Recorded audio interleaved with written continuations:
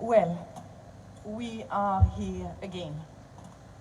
4 years and 4 months have passed, and I stand here once again, struggling to find something positive to say, trying to find a flicker of light in the darkness that swept over this country on that fateful day in October 2017. Had that brutal crime not been committed, we would never have had to gather here to seek justice, but it was committed, so we had to be here for 52 consecutive months. They murdered Daphne Caruana Galizia, and we're all too painfully aware of what happened after the assassination, or rather, what did not happen. In 52 months, by now, things should have had turned out differently. Daphne's family should have had the space and time to grieve, and this vigil should have been about remembering what an incredible woman, what a talented journalist Daphne was, and how much Malta owes her. About the significant changes that her assassination triggered in this country, and that she did not die in vain. 52 months down the line, we should be discussing the enormous progress that the magisterial inquiry brought about with its conclusions, and we should be satisfied that, to a degree, at the fact that a political responsibility was assumed by all those involved in the murder. On a day like today, we should have had our minds at rest that all the people involved in Daphne Caruana Galicia's murder, directly or indirectly, have faced justice and have been sentenced to facing old age behind bars. The electro gas contract, the hospital deals, the Montenegro wind farm agreement, and a host of other contracts made under the anxious and ambitious watch of disgraced Prime Minister Joseph Muscat would have been published in full, reviewed independently and presumably cancelled in view of the filth that they contained. Joseph Muscat, Kitch Cambry, Konrad Mitzi, and all those involved in acts of corruption would have been investigated, prosecuted, judged, and facing the deserved consequences for their action. But all this sounds like science fiction, doesn't it? Instead, 52 months later, this is what the current Prime Minister, Tapasi, not in electoral campaign mode, had to say during the recent Sunday sermon a couple of weeks ago. I quote the Times of Malta reporting, since, as you may imagine, I did not attend. Abela said, the labor movement needs to keep on working daily to win the people's trust. We understand that some people want to send us a message. Speak to us, he said. Tell us how we can help you more.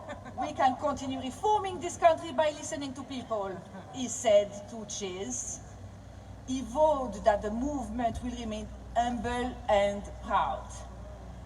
He added, people know where they stand with us, indeed. The country wants to be led forward, not backwards. Join us. Your country has a beautiful future. The labor movement.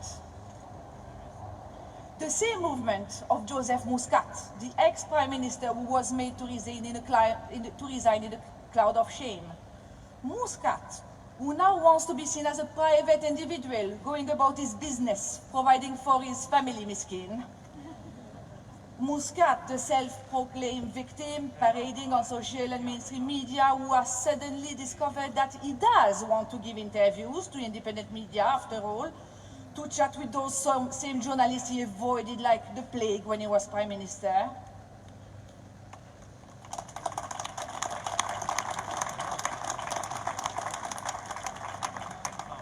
Muscat is now trying to convince us that he is the greatest thing that has happened to this country since the Santa Maria convoy.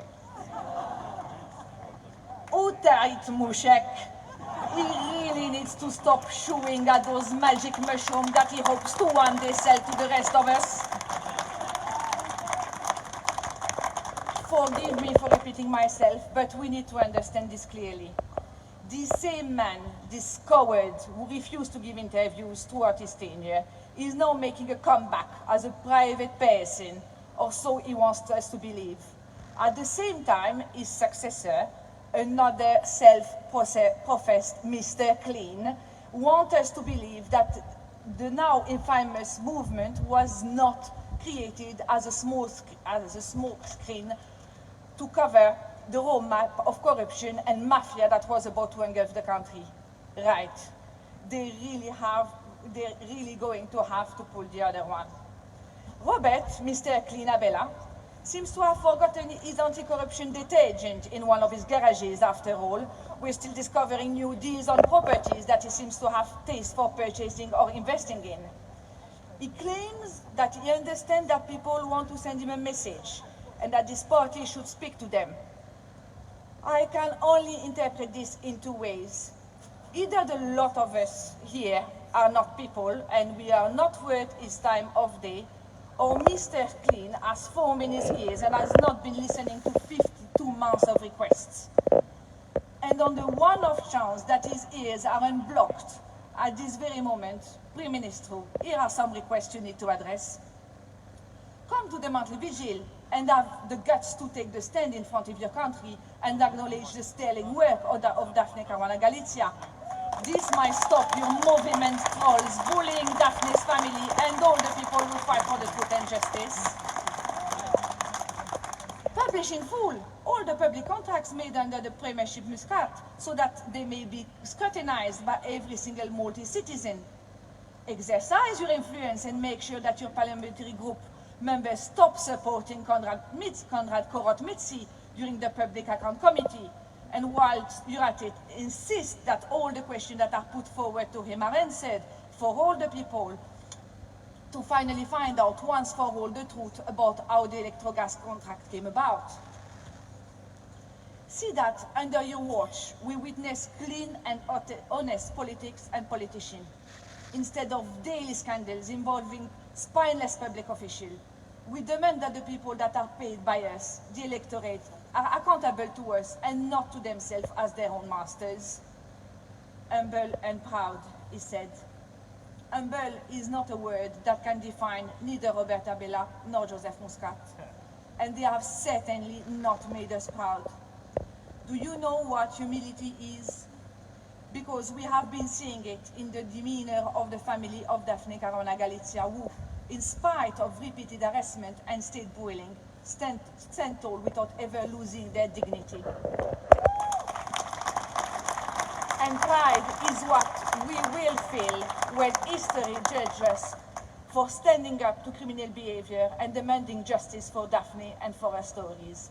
Because Daphne was right, and 52 months later, she is still right.